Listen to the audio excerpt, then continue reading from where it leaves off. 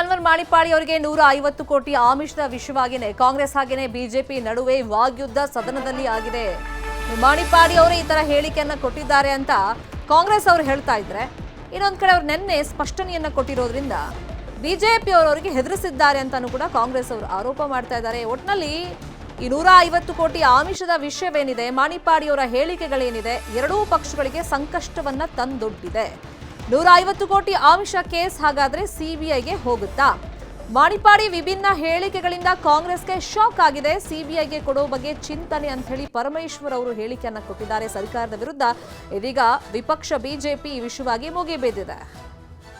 ಅವರು ಸ್ಪಷ್ಟವಾಗಿ 150 ಕೋಟಿ ಆಫರ್ ಮಾಡಿದ್ರು ಅಂತ ಅವ್ರು ಹೇಳಿದ್ದಾರೆ. ಅದರದ್ದು ಕ್ಲಿಪ್ಪಿಂಗ್ಸ್ ಕೂಡ ತಮ್ಮ ಕಡೆನೂ ಇದೆ, ಮಾಧ್ಯಮದವ್ರ ಹತ್ರನೂ ಇದೆ.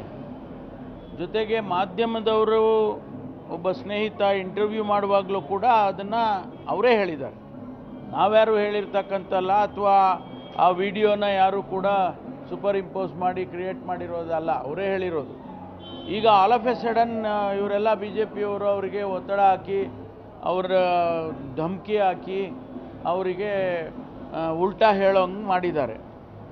ಆದ್ದರಿಂದ ಮುಖ್ಯಮಂತ್ರಿಗಳೇನು ಹೇಳಿದರು, ಇದನ್ನು ಸಿ ಬಿ ಐ ಕೊಟ್ಬಿಡಿ,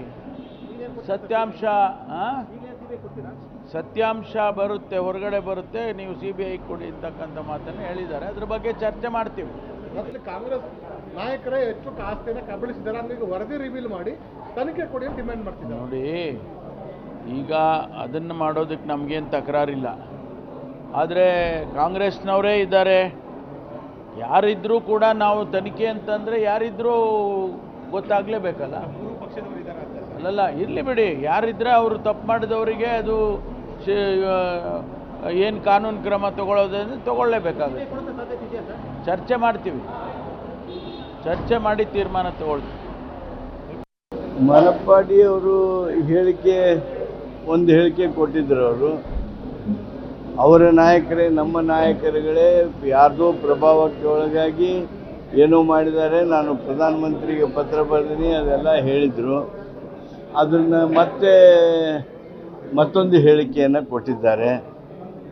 ಅವರು 2-3 ದಿವಸದೊಳಗಿನ 2-3 ನಿಲುವು ತೆಗೆದುಕೊಳ್ಳೋದಾದರೆ ಏನು ಎಷ್ಟು ಗಂಭೀರವಾಗಿ ಸರ್ಕಾರ ತೆಗೆದುಕೊಳ್ಬೇಕು ಆಲೋಚನೆ ಮಾಡ್ತದೆ.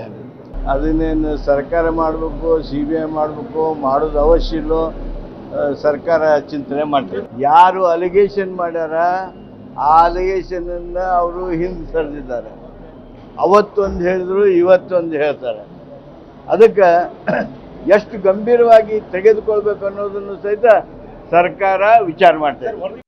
ವಿಜಯೇಂದ್ರ ಅವರ ಮೇಲೆ ಇಲ್ಲ ಸಲ್ಲದ 150 ಕೋಟಿ ಆಪಾದನೆ ಮಾಡಿದ್ದಾರೆ. ಇಲ್ಲಿ ವಿಜಯೇಂದ್ರ ಅವರು 150 ಕೋಟಿ ಯಾಕೆ ಕೊಡಬೇಕು? ಸಿಕ್ಕಾಕ್ಕೊಂಡಿರೋರು ಎಲ್ಲರೂ ಕಾಂಗ್ರೆಸ್ ಅವರೇ. ಈಗಾಗಲೇ ಎಲ್ಲ ಪತ್ರಿಕೆಯಲ್ಲಿ ಬಂದಿದೆ, ಎಲ್ಲ ಪತ್ರಿಕೆಯಲ್ಲಿ ಮಾಧ್ಯಮದಲ್ಲಿ ಯಾರ್ಯಾರು ಕಾಂಗ್ರೆಸ್ ಅವರು ಸಿಕ್ಕಾಕ್ಕೊಂಡಿದ್ದಾರೆ ಅಂತ ಬಂದಿದೆ. ಅದರಲ್ಲೇನು ವಿಜಯೇಂದ್ರ ಹೆಸರಿದೆಯಾ? ಏನೂ ಇಲ್ಲ.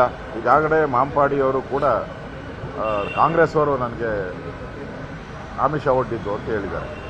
ಅದೃಷ್ಟಿಯಿಂದ ಈ ಥರ ಬೇಜವಾಬ್ದಾರಿಯಾಗಿ ಸರ್ಕಾರ ಇಲ್ಲಿ ಅಧಿವೇಶನ ನಡಿಬಾರ್ದು, ಏನಾದರೂ ಒಂದು ತಕರಾರು ಮಾಡಬೇಕು, ಏನಾದರೂ ಒಂದು ವಿಷಯ ತರಬೇಕು, ಅದನ್ನು ಡೈವರ್ಟ್ ಮಾಡಬೇಕು, ಇಡೀ ಸದನವನ್ನು ಡೈವರ್ಟ್ ಮಾಡುವಂಥದ್ದಕ್ಕೆ ಕಾಂಗ್ರೆಸ್ ಅವರು ಹುನ್ನಾರ ಮಾಡಿದ್ದಾರೆ. ಇದು ಪ್ರಜಾಪ್ರಭುತ್ವಕ್ಕೆ ಕಾಂಗ್ರೆಸ್ ಬಗೆದಂಥ ದ್ರೋಹ. ಇದರಿಂದ ಜನಸಾಮಾನ್ಯರ ಏನು ವಿಷಯಗಳಿದೆ ಅದು ಚರ್ಚೆಗೆ ಬರದಂಗೆ ಮಾಡ್ತಾ ಇದ್ದಾರೆ.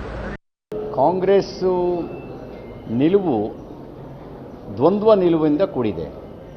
ಅವರು ಒಂದು ಕಡೆ ಅನ್ವರ್ ಮಾಣಿಪ್ಪಾಡಿ ವರದಿಯನ್ನು ಒಪ್ಪೋದಿಲ್ಲ ಅಂತ ಹೇಳ್ತಾರೆ, ಇನ್ನೊಂದು ಕಡೆ ಅನ್ವರ್ ಮಾಣಿಪ್ಪಾಡಿ ಹಂಗೆ ಹೇಳಿದ್ರು ಅಂತ ಉಲ್ಲೇಖ ಮಾಡ್ತಾರೆ. ಮತ್ತು ಮಾನ್ಯ ಮುಖ್ಯಮಂತ್ರಿಗಳು ಅವ್ರ ಕೈಲೇ ಅಧಿಕಾರ ಇದೆ. ಸಿ ಬಿ ಐ ಕೊಡಬೇಕು ಅಂದರೆ ಕ್ಯಾಬಿನೆಟ್ ಡಿಸಿಷನ್ ತಗೊಂಡು ಕ್ಯಾಬಿನೆಟ್ ನಿರ್ಣಯ ಮಾಡಿ ಕೇಂದ್ರ ಸರ್ಕಾರಕ್ಕೆ ಕಳಿಸಿದರೆ ಸಿ ಬಿ ಐ ತಾನಾಗೆ ತನಿಖೆ ಕೈಗೆತ್ಕೊಳ್ಳುತ್ತೆ. ಆದರೆ ಅವರಿಗೆ ಬರೀ ಹೇಳಿಕೆಗೆ ಮಾತ್ರ ತಮ್ಮ ಶೌರ್ಯ ಪ್ರದರ್ಶನ ಮಾಡಿದ್ದಾರೆ.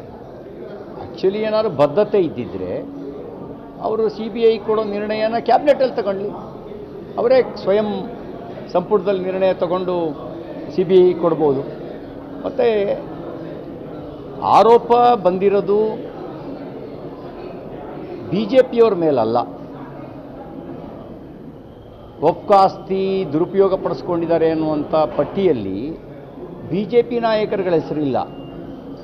ಇರುವ ಬಹುತೇಕ ಜನ ನಾಯಕರುಗಳು ಕಾಂಗ್ರೆಸ್ನ ಘಟಾನುಘಟಿ ಲೀಡರ್ಗಳು.